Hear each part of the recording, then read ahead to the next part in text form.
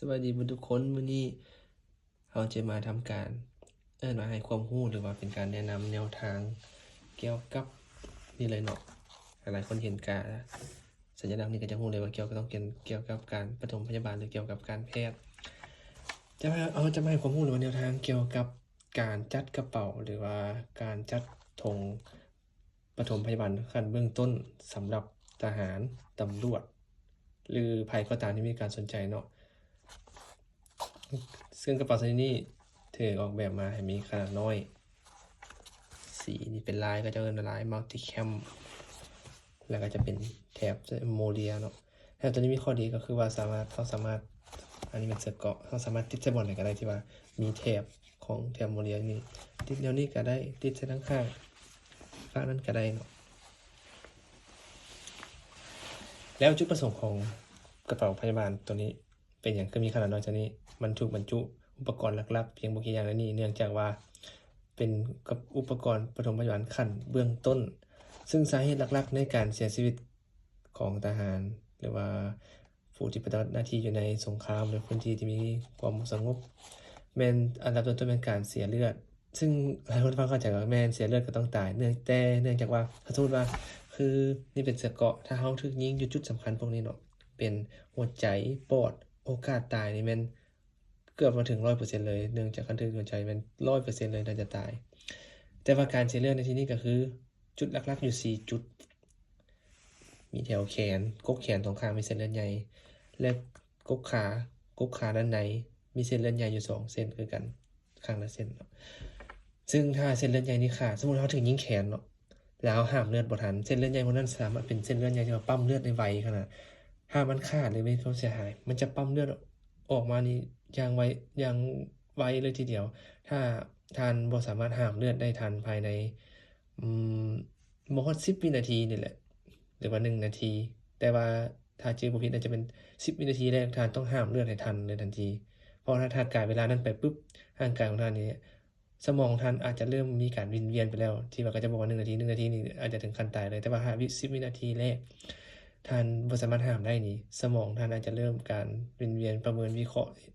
สถานการณ์ต่างๆเริ่มบ่ได้ดีละ10วินาทีแรกเนี่ยท่านต้องห้ามมันให้ทันเลยซึ่งอุปกรณ์ที่ใช้ในการห้ามเลือดเส้นเลือดใหญ่ที่ดีที่สุดก็คืออุปกรณ์ชนิดนี้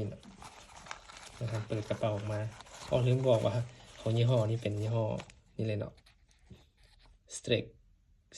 เนาะยี่ห้อนี้จะมาดีไรแต่ทั้งสุดยี่ห้อนี้นี่เป็นยี่ห้อ Strek เลยที่เขามาเปิดออกมาจะเห็นอุปกรณ์อยู่2อย่างแต่ว่าธรรมดาจะต้องมีอีกอย่างหนึ่งแต่ว่าเขาลืมเอามาใส่นี่ก็คือเป็นมาร์กเกอร์หรือว่าบิ๊กเขียนอุปกรณ์ชนิดแรกแม่นบางพันซึ่งบางพันชนิดนี้จะแตกต่างจากบางพันแบบธรรมดาที่ราคายไปอยู่ตามร้านขายยาบ้านเฮาในเมืองลาวเนาะตัวนี้จะเป็นบางพันแบบภาคสนามจะถึงห่อมาอย่างดีแต่ที่จริงแล้วสามารถป้าไว้ซี่ไว้ข้างนอกเลยก็ได้ห่อเสื้อมัดเอาแต่ว่าถ้ามันถึงอย่างนึงมันก็จะขาดเนาะก็เลยเขาก็ต้องใส่ถุงตัวนี้ไว้เพื่อป้องกันอีกขั้นนึงเป็นบางพัน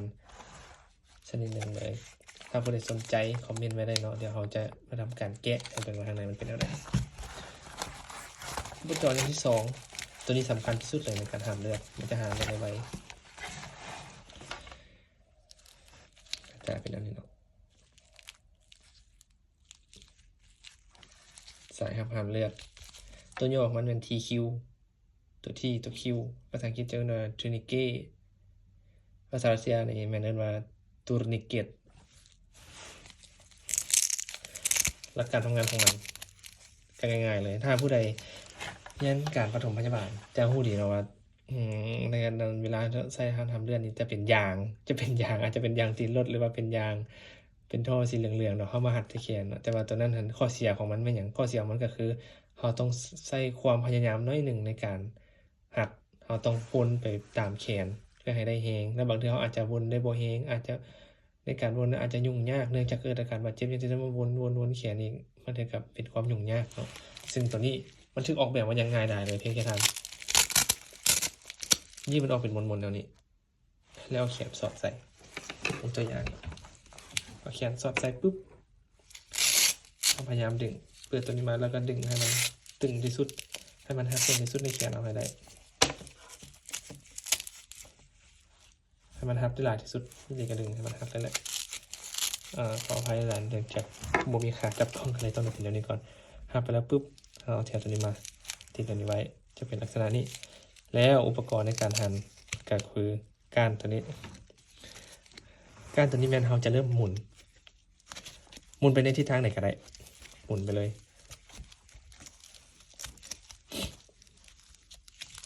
หมุนไปแล้วมันจะแน่นเข้ามันจะแน่นเข้าอีกโดยอัตโนมัติเมื่อท่านคิดว่าฮอตจุดที่ว่าแน่นสุดแล้วการล็อกเข้ามาในเป็นวางขอเกาะตัวนี้ไว้เพื่อจะปล่อยมันคลายออกคืนท่านจะต้องฮัดให้แน่นที่สุดฮัดให้แน่นเพื่อให้เลือดยุดไหลเมื่อท่านเลื่อนดื้อความยุดไหลแล้วท่านก็เอามาล็อกใส่แคปตัวนี้ไว้แล้วเส้นตัวนี้มันก็เขียนไว้เลยนะว่าชามเวลาแล้วใส่บิ๊กหรือว่ามาร์กเกอร์อย่างไรเขียนเวลาใส่นี้เวลาที่เราหมัดหรือว่าใส่จุลนิเกตนี้เพื่ออย่างเวลาเป็นสิ่งสำคัญเนาะเนื่องจากว่าเวลาหัดนี่เขาจะทำการห้ามเลือดบ่ให้ไปเลี้ยงส่วนต่างๆของร่างกายส่วนที่ว่าอยู่ของกลุ่มของจุดที่ว่าเสียหายตัวนี้เป็นสิ่งสำคัญบรรดาถ้าบรรดาทานใส่สายหัดนี้โดนเกินไปภาคส่วนที่ว่าอยู่ทางกล้องฐานที่ขาดนั้นจะขาดเลือดแล้วกล้ามเนื้อนั้นจะเกิดความเสียหายและก็กล้ามเนื้อตายนั่นเองเมื่อกล้ามเนื้อตายแล้วท่านอาจจะต้องได้ตัดส่วนนั้นออกไปเลยฉะนั้นเวลาเป็นสิ่งสำคัญก็คือเวลาเขาเขียนใส่เวลานี้เป็น30 นาทีในการใส่และสูงสุดบ่ให้ไกล1 ชั่วโมงหัดบ่ให้ไกล1 ชั่วโมงแล้ววันนี้เราก็จะสงสัยว่าเราจะให้จากไหนเมื่อถึงเวลาที่กำหนด30 นาที1 ชั่วโมงทุกๆ30 นาทีหรือว่า1 ชั่วโมงสูงสุดท่านจะต้องเริ่มคลายออกหน่อยหนึ่งคลายออกเพื่อให้เลือดนั้นเพื่อให้เส้นเลือดที่ว่ายังดีเนาะที่บริเวณเกิดความเสียหายนั้นไหลส่วนส่งเลือดไปอยู่ยังส่วนที่ว่าเป็นภาคส่วนทั้งลุ่มได้ให้กล้ามเนื้อพวกนั้นได้รับเลือดและจะไม่เห็นกล้ามเนื้อตายบรรดาต้องขันออกแต่น้อยเดียวเพราะว่าขันออกอย่างหลายเลือดกันบรรดาก็จะไหลออกอีกเลือดจากเส้นเลือดใหญ่ที่ว่าได้รับความเสียหายเนาะท่านจะต้องหันหน่อยเดียวเพื่อให้เลือดจนไปเลี้ยงส่วนต่างๆของร่างกายได้ก่อนแล้วจากนั้นปล่อยคลายออกประมาณ5 นาทีหรือว่า2-3 นาทีต้องได้เขาก็ต้องประเมินเอาว่าความเสียหายในเวลานั้นมันมีหลายปัจจัยแล้วก็หันกลับคืนจึ๊บมาอยู่ตำแหน่งเก่าแล้วเขียนเวลาใหม่ถ้าสมมติว่าท่านเขียนเวลาไปเราคิดเราเป็น11:50จะเริ่มใจฮอดโมงแล้วท่านก็ฆ่าตัวนั้นออกแล้วก็เขียนเวลาใหม่ใส่เพื่อให้เขารู้ว่าจะใช้เพื่อใส่แล้วหีบนำส่งแพทย์โดยด่วนนี่เป็นอุปกรณ์ที่ว่านำใส่ในภาคสนามแนวหน้ากันเป็นต้นเราต้องปฐมพยาบาลตัวเองให้ได้ทันทีราคาบ่แพงเนาะแต่ว่าของแท้ก็ราคาสูงเติมอันนี้บ่เป็นของแท้เนาะเป็นของเรียกว่าของเกรดกลางๆเนาะบ่ได้เอิ้นว่าของก๊อปเนาะเป็นเกรดกลางแต่ว่าบางพันตัวนี้นี่เป็นแบรนด์ของรัสเซียเลยเนาะบางพันตัวนี้ขออภัยเป็นแบรนด์ของรัสเซียเนาะเขาคือเป็นของรัสเซียผลิตแต่ว่าแบรนด์ตัวนี้ดีเลยล่ะถ้าคุณสนใจเดี๋ยวเราจะแกะออกเลยก็ให้เบิ่งกันว่าข้างในมันเป็นอย่างไรเอามียังอีกอยู่3 อัน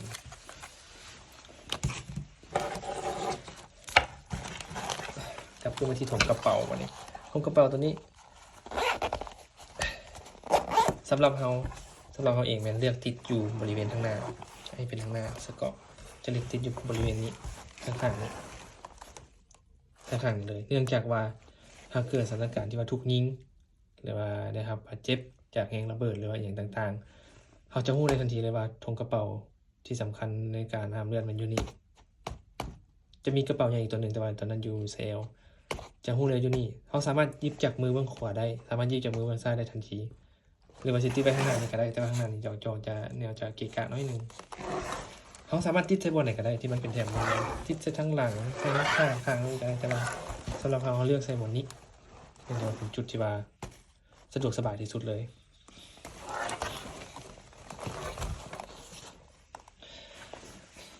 ก็หวังว่าคลิปนี้จะเป็นความรู้ให้แก่หลายๆคนที่สนใจเขาให้คลิปนี้เข้ามาเป็นภาษาลาวจะเข้าใจทุกอย่างเป็นภาษาลาวเนื่องจากว่าเราสังเกตเห็นว่า